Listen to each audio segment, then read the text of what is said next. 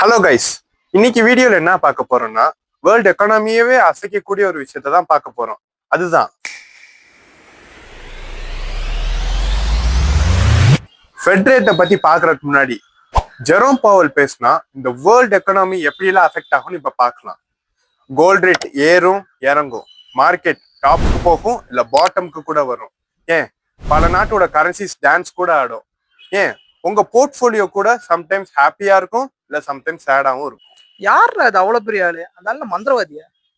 அவர் ஒன்றும் மந்திரவாதி எல்லாம் இல்ல, அவர் தான் Fed chairman Jerome Powell. American banks கடன் கொடுக்கவோ இல்ல கடன் வாங்குறக்கோ ஒரு இன்ட்ரெஸ்ட் ரேட்ல மூவ் பண்ணுவாங்க. அந்த இன்ட்ரெஸ்ட் ரேட்ஸ் தான் ஃபெட் ரேட்ஸ், அதாவது ஃபெடரல் ஃபண்ட்ஸ் ரேட். இந்த ஃபெட் ரேட்டை முடிவு பண்ற அத்தாரிட்டி ஜெரோம் பவலுக்கு தான் இருக்கு. அதனாலதான் இந்த வேர்ல்டு எக்கானமியே அஃபெக்ட் ஆகுது. ஃபெட் ரேட்டா? அது என்ன அவ்வளவு முக்கியமான விஷயமா? ஆமா, ஃபெட் ரேட்ஸ் ரொம்ப இம்பார்ட்டன்ட். ஏன்னா loan interest, inflation, stock market, gold, ஏன் உங்க போர்ட்ஃபோலியோ கூட அது கண்ட்ரோல் பண்ணும். ஏன்னா ஃபெட் ரேட்ஸ் தான் குளோபல் ஃபினான்ஸோட ஹார்ட் பீட்னே சொல்லலாம். ஃபெட் ரேட்ஸ் ரைஸ் ஆறப்ப மணி ரைஸ் ஆகும், ஃபெட் ரேட்ஸ் லோ ஆறப்ப மணி சீப் ஆகும். அவரோட வேர்ட்ஸ் ஏன் மார்க்கெட் இவ்வளவு இன்ஃப்ளூயன்ஸ் பண்ணுது?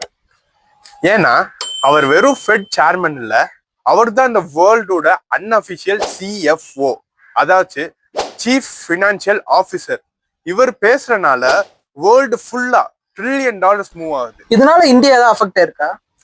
ஆமா, இதனால டெஃபினட்டாவே அஃபெக்ட் ஆகும். வேர்ல்டு ஃபுல்லா இருக்க இன்வெஸ்டர்ஸ் அமெரிக்கா கிட்ட இருந்து பாரோ பண்ணி தான் வேர்ல்டு முழுக்க இன்வெஸ்ட் பண்றாங்க. சப்போஸ் இந்த ஃபெட் ரேட்ஸ் அதிகமாயிடுச்சுன்னா அவங்களுக்கு கடன் சுமை அதிகமாயிரும். அதனால இன்வெஸ்ட் பண்ண அமௌண்ட்ஸ்ல இருந்து எடுத்துட்டு போயிட்டு அவங்களுக்கு கடன் அடைப்பாங்க. இதனால வேர்ல்டு மார்க்கெட் எல்லாமே டிக்ளைன் ஆகும். அதனால ஆப்வியஸாவே இந்தியன் மார்க்கெட்டும் டிக்ளைன் ஆகும். அதே ஃபெட் ரேட்ஸ் எல்லாம் கம்மியாச்சுன்னா அவங்களுக்கு கடன் சுமை கம்மியாது. அதனால இன்னுமே அவங்க கிட்ட நிறைய ஃபண்ட்ஸ் இருந்து இந்த வேர்ல்டு ஃபுல்லாவே இன்னுமே இன்வெஸ்ட் பண்ணுவாங்க. அதனால இந்தியன் மார்க்கெட்டுமே டெஃபினட்டா பூம் ஆகும்.